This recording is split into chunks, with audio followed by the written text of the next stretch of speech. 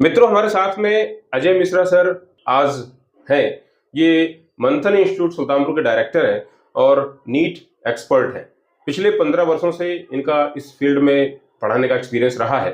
Sir, आप हमारे इस शो में आए, आपका बहुत बहुत स्वागत। सर नमस्कार। सर नमस्कार। सर, हम बातों को आगे बढ़ाएं तो थोड़ा सा एक ब्रीफ अपने बारे में आप इंट्रोडक्शन दें। मैं अजय मिश्रा विगत 6 वर्षों से अपना इंस्टीट्यूट मंथन इंस्टीट्यूट सुल्तानपुर में रन कर रहा हूं और वहां पर ढेर सारे रिजल्ट निकले हुए हैं नीट के और आईआईटी के।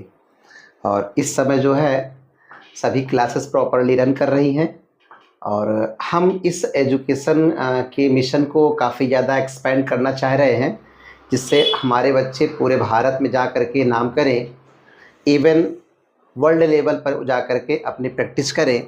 तो इस तरीके से जो है हम एजुकेशन को और मजबूत बना सकते हैं, यही हमारा मिशन है।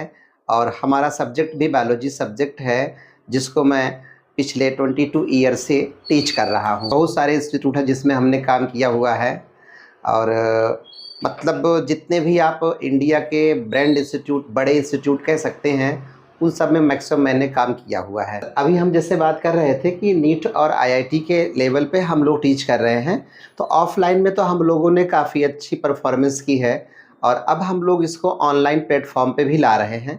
और हमारे रतन सर जो है, इन्होंने काफ़ी अच्छा वो ऑनलाइन प्लेटफॉर्म बनाया हुआ है और उसमें इन्होंने रतन इंस्टीट्यूट ऑफ फिजिक्स के नाम से एक चैनल किया हुआ है। तो उस चैनल पे इनके बहुत सारे वीडियोज प्रेजेंट हैं और ये बहुत बढ़िया वहाँ पे बच्चों को क्वेश्चंस कराते हैं, आंसर भी देते हैं सर। तो क्वेश्चन और आंसर के मामले में सर का तो जो लाजवाब एक्सपीरियंस है। नहीं सर, ये आप सबका सानिध्य है तो अच्छा हो रहा है और हम कहीं ना कहीं बच्चों के लिए वर्क करते रहते हैं।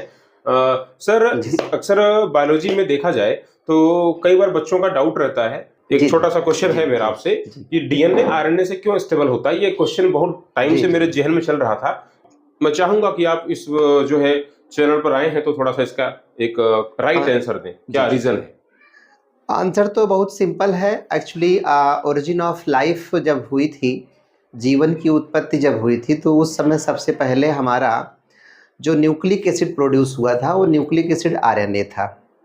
बट आरएनए की जब स्ट्रक्चर हम लोगों ने देखा तो उसमें राइबोज शुगर होती थी। राइबोज शुगर की जो सेकंड कार्बन की ऑक्सीजन होती है, उस पर हाइड्रोक्सिल ग्रुप होता है, वो फ्री होता है। बाकी जो हाइड्रोक्सिल ग्रुप होते हैं वो इंगेज हो जाते हैं। एक 5 कार्बन से फॉस्फोडाइस्टर बॉन्ड बनाता है, एक 3 कार्बन वाला।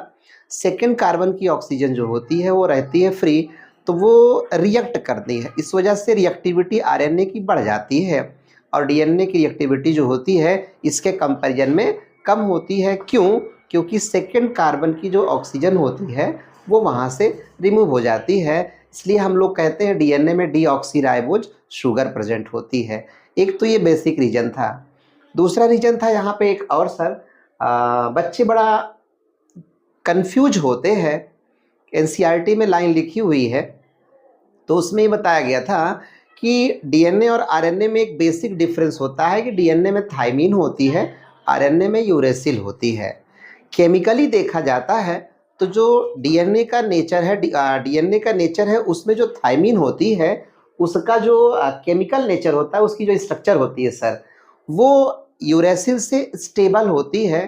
क्योंकि जब हम रिएक्शन मैकेनिज्म करते हैं तो वो केमिस्ट्री का एक पार्ट हो जाता है, रिएक्शन मैकेनिज्म का, उसे बायोकेमिस्ट्री में बताया जाता है। इस वजह से यहाँ पे वो एक्सप्लेनेशन नहीं दिया गया था।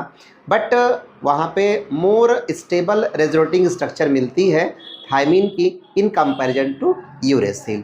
ये बेसिक रीजन है सर। तो सर, जो बच्चे नीट की तैयारी कर रहे हैं, देखा जाए तो वो मेजॉरिटी जो पोर्शन है वो बायोलॉजी का ही पोर्शन है। तो बच्चों में कई बार फोबिया ऑफ द फिजिक्स तो होता ही है। और मैं बच्चों को कहना चाहूंगा कि physics is the subject of the concept rather than the you need to focus on the numericals. So once you clear your concepts are very lucid and clear, then no need to chase so many problems because so many problems are repeated in the multiple books.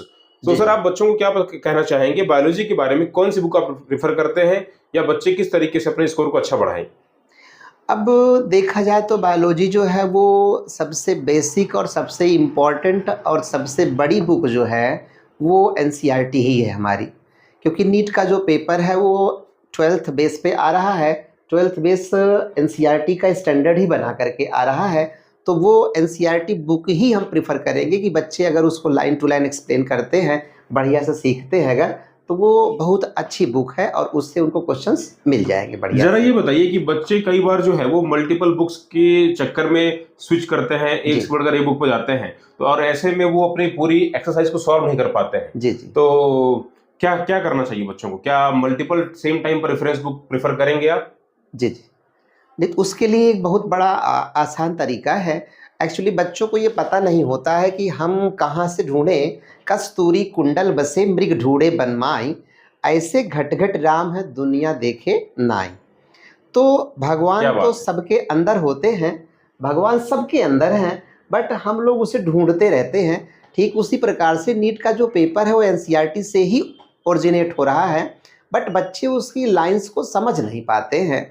तो उसको समझने के लिए sir हम लोग जैसा platform मिलना चाहिए इनको, एक बढ़िया बढ़िया ईमानदार अच्छा मेहनती टीचर हो जो उनकी लाइंस को बढ़िया से बच्चों को समझा दे, तब वो उनको समझ में आएगा, तो वो कंफ्यूज नहीं होंगे, डिस्ट्रैक्ट नहीं होंगे सर।